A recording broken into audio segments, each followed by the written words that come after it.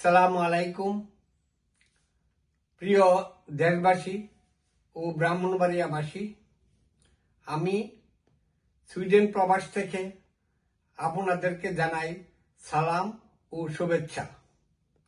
প্রিয় ভাইয়েরা, আমার বাড়ি ব্রাহ্মণবাড়িয়ার বাসুদেব ইউনিয়ন দতাইশার গ্রামে।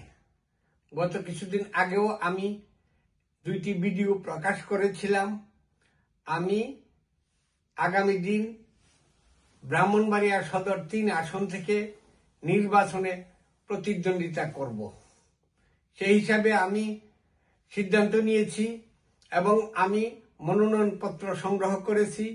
এনসিপি থেকে আগামী দিন ব্রাহ্মণবাড়িয়া সদর ৩ আসন থেকে আমি নির্বাচন করব, মনোনয়নপত্রও জমা দিয়েছি। প্রিয় ভাইয়েরা, আমি একজন যুদ্ধাহত মুক্তিযোদ্ধা। আমি বিগত দিন এই রাজনীতির সাথে জড়িত। 2008 সালে ব্রাহ্মণবাড়িয়া সদর থেকে আমি জাতীয় সংসদ নির্বাচন করছি আনারস মার্কা প্রতীক নিয়ে স্বতন্ত্র। আপনারা জানেন, এই ব্রাহ্মণবাড়িয়া বাসীদেরকে আমি আহ্বান করেছিলাম আমার দেশবাসীর স্বপ্ন পূরণের জন্য। সেটা হলো সন্ত্রাস, দুর্নীতি, জঙ্গিবাদ, বেকার সমস্যা সমাধান, নারী ও পুরুষের মৌলিক অধিকার বাস্তবায়নের লক্ষ্যে। কিন্তু দুঃখ ও পরিতাপের বিষয়, বিগত স্বাধীনতার পর থেকে আমি একজন যুদ্ধাহত মুক্তিযোদ্ধা। স্বাধীনতার জন্য রক্ত দিয়েছি, কিন্তু স্বাধীনতার পর থেকে আমরা গত 53 বছর জাতিকে একটি সুষ্ঠু, সুন্দর, সৎ রাজনীতি উপহার দিতে পারি নাই। আমরা বিগত দিনগুলিতে যে বিএনপি, আওয়ামী লীগ এবং জাতীয় পার্টি, এই তিনটি দল হইল পরিবারতন্ত্রের পাউচড়া গোলাম। এখানে তাদের পরিবারতন্ত্রের বাইরে অন্য কাউকে দলের প্রধান বানাবে না, কোনোদিন বানাবে না। বঙ্গবীর কাদের সিদ্দিকও আমার একদিন বলেছিল তার বাসায় যে, দেখেন, আমরা রাজনীতি করি ঠিকই, দেশ স্বাধীন করছি রক্ত দিয়া, কিন্তু আমাদেরকে দলের মধ্যে গণতন্ত্র নাই, আমাদেরকে কোনোদিনও ও দলীয় প্রধান বানাবে না। সেই ধারাবাহিকতায় দেখা গেল যে আওয়ামী লীগও পরিবারতন্ত্র। আওয়ামী লীগের জিয়াউর রহমানের পরে তার ওয়াইফ, এখন তার ছেলে আসবে, এরপরে তারেক জিয়ার মেয়েও আসবে। শেখ হাসিনার বেলা তাই, শেখ হাসিনার মারা গেলে ছেলে জয় আসবে, তারপরে মেয়ে আসবে, তারাই রাজনীতি করব। আর আমরা যারা আছি তাদের সমর্থনকারী, এরা হইলাম তাদের পাউছাড়া গোলাম। আমাদের ভিতরে কোনো সততা নাই, দুর্নীতি আর সাদাবাজি হারা করব, মনোনয়ন বাণিজ্য হাজার হাজার কোটি টাকা তারা করব, আর আমরা যারা সাথে আছি তাদেরকে সাথ দিয়েছি। তবে আমি আনন্দিত, গর্বিত যে 2024 সালে যে আন্দোলন ঘটেছে, এই জুলাই আন্দোলনের মাধ্যমে বাংলাদেশের দুর্নীতির পতন ঘটিয়ে নতুন নেতৃত্ব আসবে আমি আশা করি। তাই আমি সিদ্ধান্ত নিয়েছি যে আমি এই এনসিপি থেকেই ব্রাহ্মণবাড়িয়া সদর থেকে নির্বাচন করব। দল যদি সিদ্ধান্ত দেয়, ইনশাল্লাহ আমি ব্রাহ্মণবাড়িয়ার জনগণের কল্যাণে কাজ করে যাব। কিন্তু আমাদেরকে একটা কথাই মনে রাখতে হবে, এখানে বিএনপি আছে চাঁদাবাজ। তারা চুরি, ডাকাতি, চাঁদাবাজি বন্ধের জন্য কোনো পদক্ষেপ নেয় নাই। তারা কি করছে, এখন জুলাই সনদ বাস্তবায়নের লক্ষ্যে গড়িমসি শুরু করছে। আপনারা দেখেছেন, এখন তারা বন্ধ দিতে বাধ্য। তার কারণ হলো এই, আর না হইলে তারা তারেক জিয়া হইল লন্ডনের সিটিজেনশিপ, বাংলাদেশে আসতে পারবে না, আসলেই তাকে জেলে পাঠিয়ে দিতে হবে, তার সাজা হয়ে যাবে। তার সাজা বাঁচার জন্য ডক্টর ইউনূসের সাথে একটা লিয়াজও করছে। কাজেই এখন যে সরকার যে উদ্যোগ নিছে জুলাই সনদ বাস্তবায়ন, এটাকে আমি সমর্থন করি। দেশে এবং বিদেশে প্রবাস থেকেও আমি চাই যে আগামী দিন জুলাই সনদ বাস্তবায়নের মাধ্যমে, হানা ভোটের মাধ্যমে গণতন্ত্র ফিরে আসবে। তার কারণ হলো ৭২-এর সংবিধান ছিল ত্রুটিপূর্ণ। সেটা সঠিক ছিল না। ৭২-এর সংবিধান থেকে তারা চাঁদাবাজি, টেন্ডারবাজি, লুটতরা ছাড়া আর কিছুই করতে পারে নাই। ব্যাংক খালি করে লাইছে, ওই ইন্ডিয়ার পাউছাটা গোলাম হয়েছে এবং ইন্ডিয়া থেকে লোকজন এনে কাম করায়, আমাদের দেশের ছেলেদেরকে কাজ করায় না তারা। কেন? আর শেখ হাসিনার কাজ হইল পরিবারতন্ত্র। এই পরিবারতন্ত্রের কারণে বাংলাদেশ ধ্বংস হইয়া গেছে। আজকে দেখেন হাজার হাজার লক্ষ লক্ষ নেতা কর্মী পালাইয়া গেছে গা, আবার লক্ষ লক্ষ নেতা কর্মী মামলায় আবদ্ধ আছে। এখন ইন্ডিয়া থেকে, ইন্ডিয়ার চাপে পড়িয়া, তালে পড়িয়া বাংলাদেশের ভিতরে সহিংসতা, দুর্নীতি ঘটাইতেছে এবং আগামী দিন ইউনূস সরকারকে অস্থিতিশীল করার জন্য চক্রান্ত করতেছে।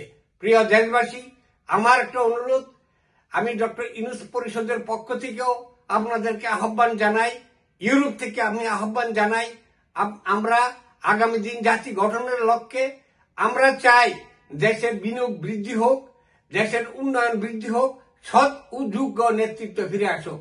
বিএনপি যেভাবে চাঁদাবাজি শুরু করছে, মনোনয়ন বাণিজ্য, ওই লন্ডনে বসেই তারেক জিয়া হাদিয়া গ্রহণ করতেছে আর মনোনয়ন দেয়, আর একদল জ্বালাও পোড়াও শুরু করছে ক্ষমতায় না যাইতেই। আবার তারা চ্যালেঞ্জ করে ওই জামাতরে। আমি জামাতের এবং শিবিরের ছাত্র নেতা কর্মীদেরকে ধন্যবাদ জানাই যে তারা ইউনিভার্সিটিগুলিতে যে সুষ্ঠু শৃঙ্খলা ফিরে আনছে। আপনারা লক্ষ্য করেছেন যে এই ফজলুর রহমান সাহেব কিছুদিন আগে জামাতের একজন নেতাকে চ্যালেঞ্জ করছে। আরে জামাতের নেতাকে চ্যালেঞ্জ করছে ওনার সাথে প্রতিদ্বন্দ্বিতা করার জন্য, কিন্তু এই কথাটা চ্যালেঞ্জ করে নাই যে আমরা বিএনপি নেতা কর্মীদেরকে চাঁদাবাজি করতে দেব না, আগামী দিন ক্ষমতায় গেলে চাঁদাবাজি করবে না। জামাত নেতা তো আর লোকেরা, কর্মীরা, জামাতের অনুসার তো চাঁদাবাজি করে না। চ্যালেঞ্জ করছে, এর যদি এত বড় ক্ষমতা থাকে, এক বাপের জন্ম হয়ে থাকলে আসো তুমি ব্রাহ্মণবাড়িয়া, আমার সাথে ফজলুর রহমান প্রতিদ্বন্দ্বিতা করো, যদি জিততে পারো তোমাকে পুরস্কৃত করা হবে। সুতরাং আমরা চাই রাজনৈতিক আদর্শ বাস্তবায়ন লক্ষ্যে কাজ করুন। এইসব ধান্দাবাজি ছেড়ে দিয়া বড় বড় কথা কইয়া আপনারা কিছু হইলে ওই এনসিপির ছেলেদেরকে টিটকারি করেন, এরা বাচ্চা। কেন এনসিপির ছেলেরা বাচ্চা কিভাবে? তারিখ দিয়ে তো বাচ্চা, তুমি তো বাচ্চা গোলামি করো মিয়া। তোমার কি ক্ষমতা আছে? তুমি কি করছো এতদিন? খালেদা জিয়াকে কারাগার থেকে মুক্তি করতে পারো নাই, ভালো ট্রাক সরাইতে পারো নাই। আবার নেতারা বড় বড় কথা কয় ৭২-এর সংবিধান বদলাইব যারা, হেরা বেজন্মা। আরে বেজন্মা তো হারুন, একটা জন্মের ঠিক নাই। জন্মের ঠিক থাকলে কথা কইলে যে সংবিধান সংশোধন করো। আসুন তারপরে রুমিন ফারহানা, সে ব্রাহ্মণবাড়িয়াতে, রুমিন ফারহানা হইল ব্রাহ্মণবাড়িয়ার বাসীকে ব্রাহ্মণবাড়িয়ার টুকরা করে নিচ্ছে। ৩টা ইউনিয়ন লয়ে গেছে গা, কোথায়? সরাইলে। সরাইল থেকে সে নির্বাচন করব, কিন্তু সরাইলে বিএনপি নেতা কর্মী নাই। তারা কি করবো? আঙ্গুল ছুইব?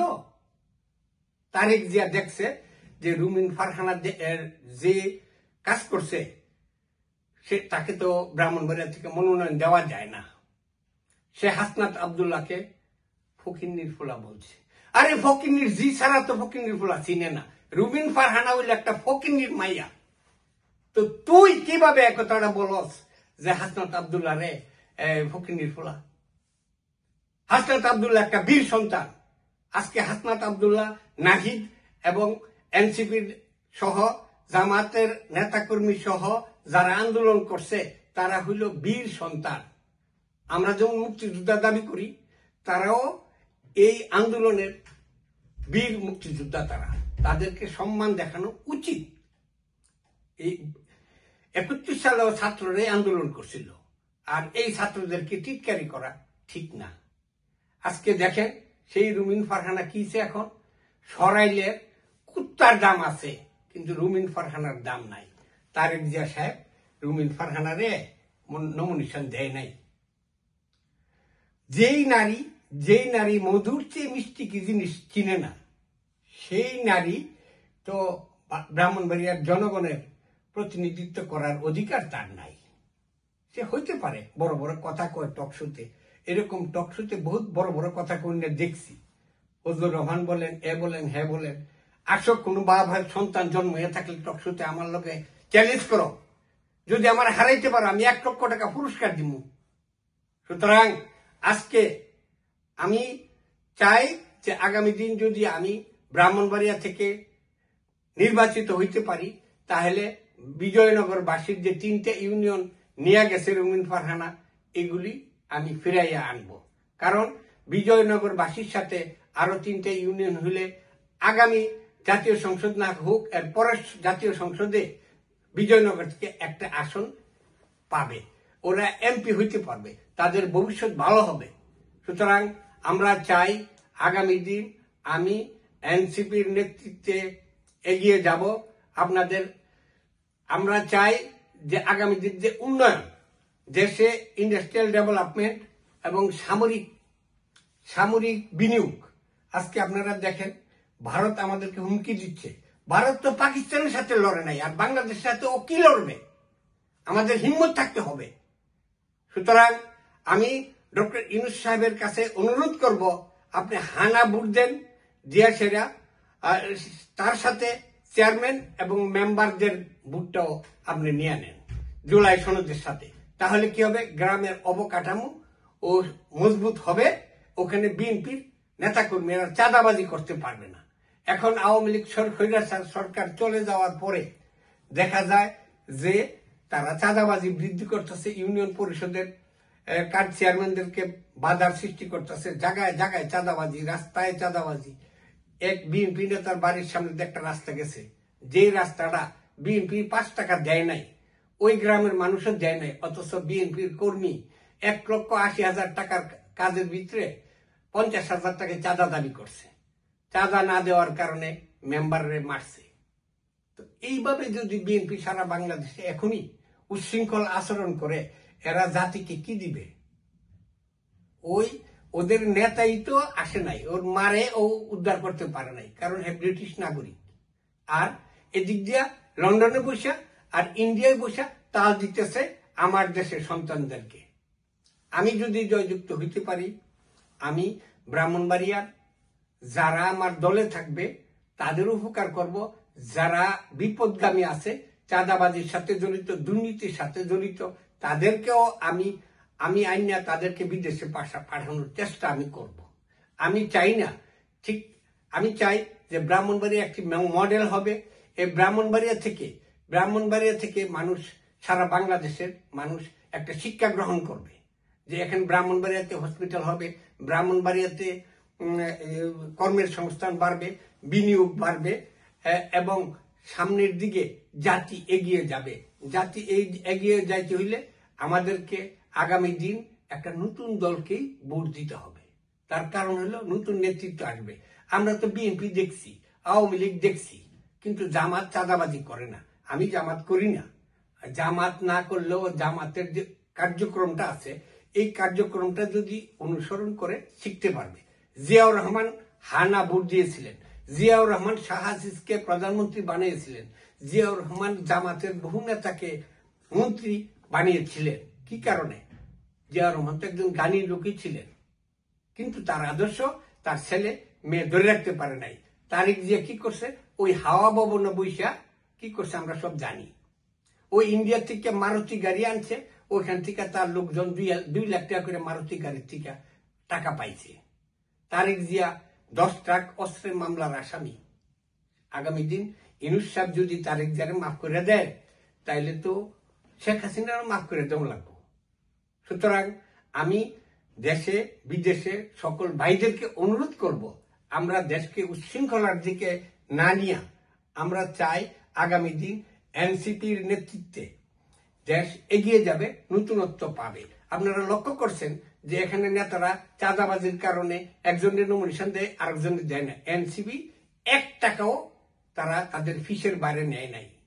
সুতরাং আমি এনসিপির আদর্শকে স্বাগত জানাই এবং আগামী দিন সারা বাংলাদেশের ভাইদেরকে আমি অনুরোধ করব, আপনারা সৎ ও যোগ্য ব্যক্তিকে আপনাদের ভোট দিবেন। এবং এই বলিয়ে আমি আমার শেষবারের মতো অনুরোধ করতেছি, হানা ভোট দিন, দিয়া জাতীয় সংসদ নির্বাচন পরের দিন আগে হানা ভোট হবে এবং ডক্টর ইউনূসের মেয়াদ থাকবে 5 বছর।